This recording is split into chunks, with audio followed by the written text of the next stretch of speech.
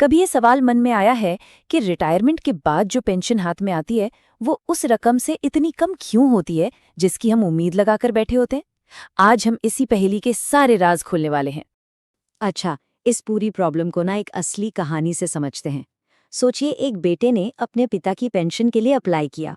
Online calculator सब check किया और हिसाब बना कि हर महीने करीब 3,100 रुपए मिलने चाहिए। सुनने में तो ये रकम ठीक ठाक लगती है ना? लेकिन असलियत तो तब सामने आई जब पेंशन का ऑर्डर आया और रकम थी सिर्फ 2,100 रुपए। मतलब हर महीने पूरे 1,000 रुपए कम। अब सवाल यह है कि ऐसा कैसे हो सकता है? क्या सरकारी गणित हमारे हिसाब किताब से इतना अलग चलता है? चलिए पता लगाते हैं। इस सारी गड़बड़ी की जड़ में एक नियम है जिसका नाम है प्रो राटा। हो सकता है ये शब्द सुनने में थोड़ा मुश्किल लगे, लेकिन ये समझना बहुत जरूरी है कि पेंशन का हिसाब किताब होता कैसे है और अक्सर वो कम क्यों रह जाता है।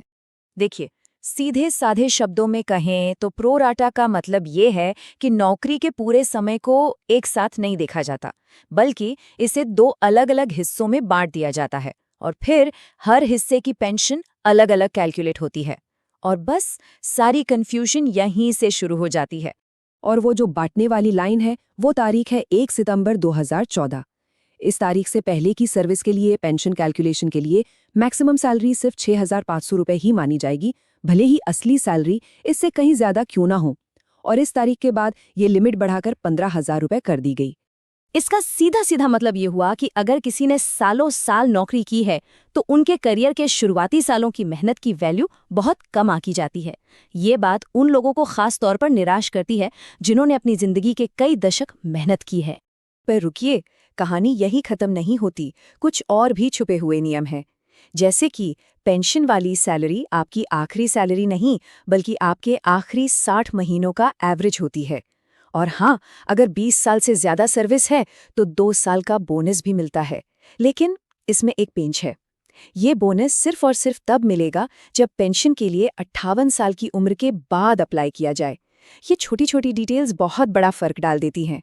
तो अब जब हम नियम जान गए हैं तो चलिए देखते हैं कि असली कैलकुलेशन होती कैसे है। ये थोड़ा सा कॉम्प्लिकेटेड लग सकता है, पर साथ बने रहिए, सब समझ आ जाएगा। ये वो फॉर्मूला है जो आमतौर पर ऑनलाइन देखने को मिलता है।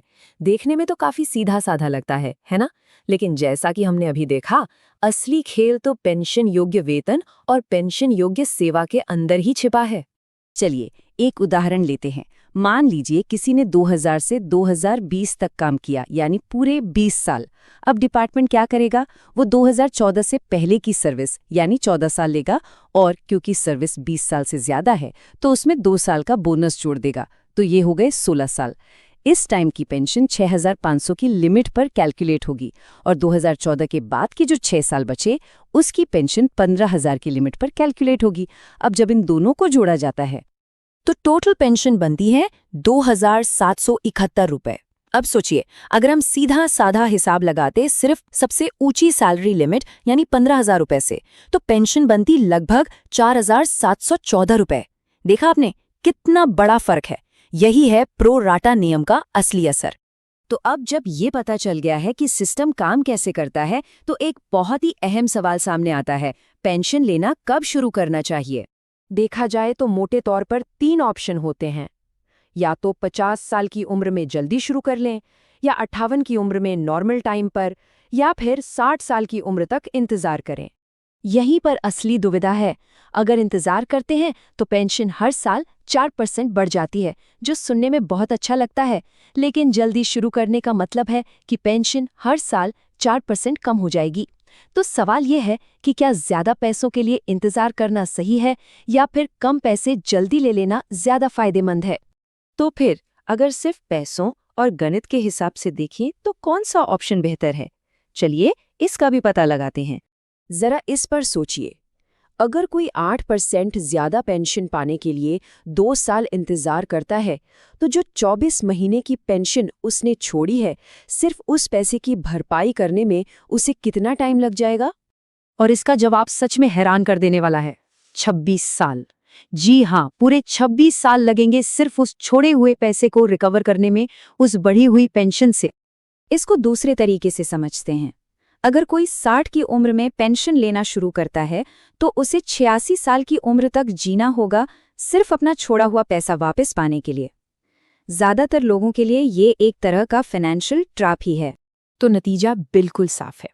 लगभग हर मामले में जल्दी पेंशन लेना ही एक समझदारी भरा फैसला है।